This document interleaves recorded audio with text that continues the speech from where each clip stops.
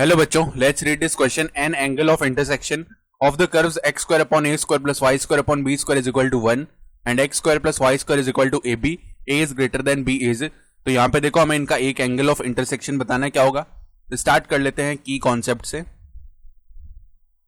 तो हम जानते हैं if the angle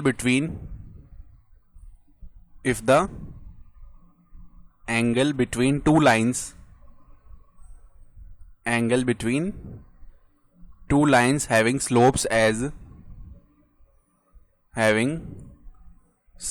as m1 and m2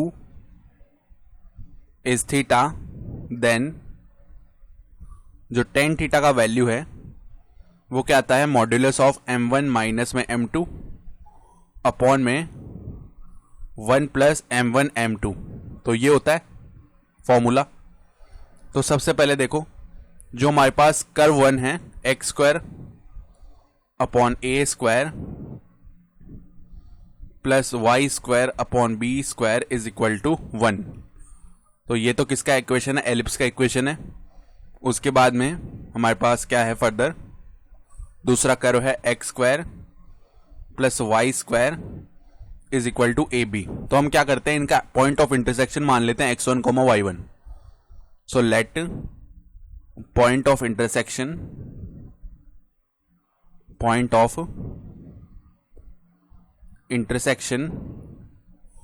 of both curves is x1 comma y1. तो अगर x1 कॉमा y1 हमें निकालना है, तो क्योंकि ये दोनों का पॉइंट ऑफ इंटरसेक्शन है तो दोनों कर्व्स पे लाई कर रहा होगा. ठीक है, तो हम सेटिस्फाई करवा देते हैं. x1 square upon a square plus y1 square upon b square is equal to 1. यहां से एलसीएम ले लेते हैं. तो b square x1 square plus a square y1 square is equal to बन जाएगा a स्क्वायर b स्क्वायर. ठीक है, तो क्या करते हैं, इसको हम इक्वेशन 1 बोल लेते हैं. उसके बाद में जो सेकंड कर्व है उसमें रखते हैं. तो x1 square plus y1 square is equal to ab. इसको इक्वेशन 2 बोल लेते हैं. अब इक्वेशन 1 और 2 को सॉल्व करके x1 y1 का वैल्यू निकालना है. तो कैसे निकालेंगे, देखो हम यहाँ पे पहले इक्वेशन 2 को मल्टीप्लाई करते हैं b स्क्वायर से. तो क्या मिलेगा हमें, b square x1 square plus b square y1 square is equal to a b cube. ये मिल जाएगा. अब सब्ट्रैक्ट कर लेते हैं. देखो इक्वेशन 1 माइनस में इक्वेशन 3. तो b स्क्वायर x1 स्क्वायर तो हो गया कंप्लीटली सब्ट्रैक्टेड. तो यहाँ पे क्या होगा, y1 स्क्वायर कॉमन आ जाएगा और a स्क्वायर माइनस का b स्क्वायर बच जाएगा is equal to, in terms में से क्या कॉमन ले सकते हैं हम, यहाँ से हम ए बी स्क्वायर कॉमन लेंगे. ठीक है, तो a माइनस में कितना बच जाएगा, b. सही है. फर्दर देखो y1 स्क्वायर, इसको हमने फैक्टराइज कर लिया, a माइनस बी मल्टीप्लाई में a प्लस बी और is equal to a b square a minus b. ठीक है, और क्योंकि हमें पता है कि a is greater than b है, इसका मतलब है a minus b is positive, जो कि 0 के इक्वल नहीं है. ठीक है, तो अगर ये पॉजिटिव है तो यहाँ पे डिवाइड कर सकते हैं इसको कंप्लीटली. यानी y1 स्क्वायर का जो वैल्यू है वो क्या आएगा, ए बी स्क्वायर अपॉन में a प्लस बी. तो अगर y1 का एक वैल्यू निकालेंगे तो वो किसके इक्वल आ रहा होगा, यहाँ से, क्योंकि a जो है वो बड़ा है b से. ठीक है, तो यहाँ पे क्या हो जाएगा इसका वैल्यू, b तो बाहर आ गया और root of a upon a plus b, ये वैल्यू आ जाएगा y1 का. ठीक है, अब y1 स्क्वायर का वैल्यू उठाकर हम इक्वेशन 2 में रख देते हैं. तो x1 स्क्वायर क्या आएगा, ए बी माइनस में y1 स्क्वायर का वैल्यू क्या था, a b square upon a plus b, a b square upon में ए प्लस बी. इसको सॉल्व कर लेते हैं. तो ए स्क्वायर बी प्लस में ए बी स्क्वायर माइनस में ए बी स्क्वायर अपॉन में ए प्लस बी. तो यहाँ पे a b square minus a b square 0 हो गया, यानी x1 स्क्वायर का वैल्यू आ गया ए स्क्वायर बी अपॉन में ए प्लस बी. फाइनली जो x1 का वैल्यू है वो क्या आ जाएगा हमारे पास में, a root of b upon में a प्लस बी. ठीक है, ये वैल्यू आ जाएगा. तो अब हमें करना क्या है, एंगल ऑफ इंटरसेक्शन निकालना है. तो एंगल ऑफ इंटरसेक्शन कैसे निकालेंगे, हम पहले इन दोनों कर्व्स के लिए टेंजेंट की इक्वेशन निकाल लेते हैं, फिर टेंजेंट की स्लोप्स निकाल लेंगे। तो जो टेंजेंट के बीच में एंगल होगा वही इनका एंगल ऑफ इंटरसेक्शन होगा। ठीक है, तो हम क्या बोल सकते हैं, अगर हमें टेंजेंट लिखनी है, हमें पता है पॉइंट दोनों पे, ठीक है, यानी दोनों पे लाई करने वाला एक एक पॉइंट पता है, तो टेंजेंट कैसे लिखते हैं, t इज इक्वल टू 0 करके लिखते हैं। तो देखो tangent of ellipse, tangent of E अगर लिखना चाहते हैं तो कैसे आएगी, यहाँ पे जब हम t इज इक्वल टू 0 करते हैं तो एक्स स्क्वायर जो है वो x x1 से रिप्लेस होता है, तो x x1 upon a square plus y y1 upon में b स्क्वायर, इसी तरह ये रिप्लेस हो गया, इज इक्वल टू 1 आ जाएगा।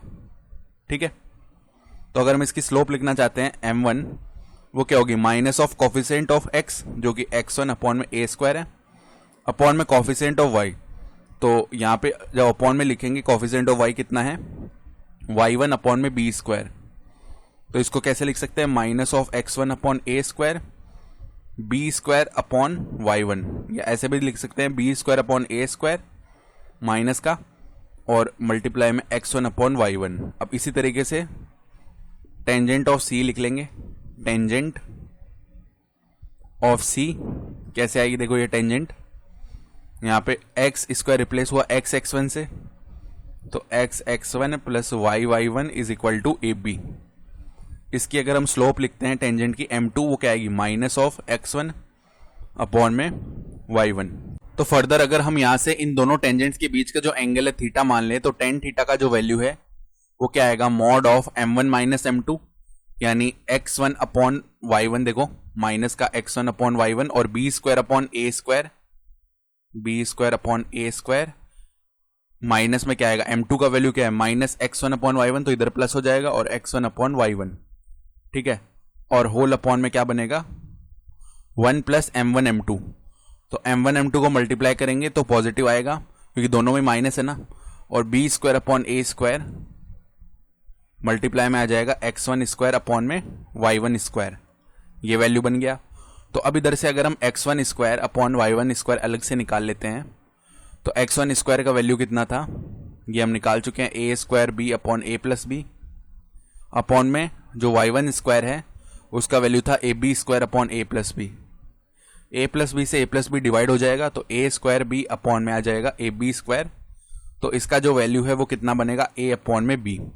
ठीक है, तो अगर ये a अपॉन b बन रहा है तो फर्दर देखो माइनस, यहाँ पे क्या लिखा हुआ है, माइनस का x1 अपॉन y1, तो ये तो बन जाएगा माइनस का रूट a अपॉन b, क्योंकि x1 square upon y1 square तो a अपॉन b बन रहा था, और इसी तरह देखो यहाँ पे b square upon a square लिखा हुआ है, प्लस में root of a upon b, ये बन चुका है, और होल अपॉन में 1 plus b square upon a square, x1 square upon y1 square का वैल्यू a अपॉन b है।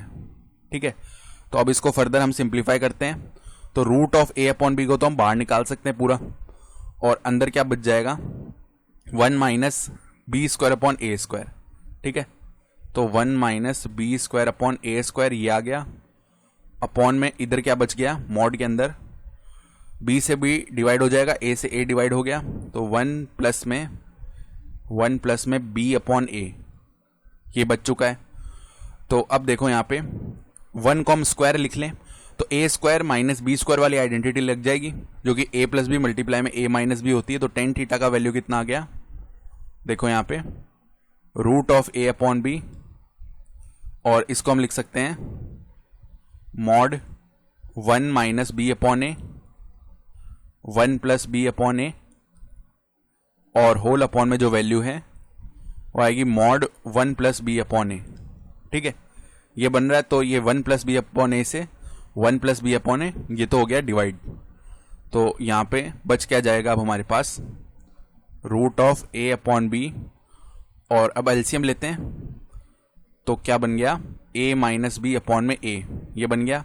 अब अगर हम पॉजिटिव वैल्यू ले मॉड की, तो tan theta is equal to root of a upon B, और यहाँ पे क्या बच जाएगा, a माइनस बी अपॉन में a, रूट a जो है a को रूट a टाइम्स डिवाइड कर देगा, तो a माइनस बी अपॉन में रूट ए बी, ये अगर टेन थीटा का वैल्यू है तो थीटा का वैल्यू आएगा tan inverse a minus b upon में रूट ए बी, तो हमारा रिक्वायर्ड जो आंसर है। तो अगर यहाँ से ऑप्शन देखें हम, तो देख सकते हैं कि ऑप्शन बी सही हो रहा है, I hope you understood this explanation. Best of luck.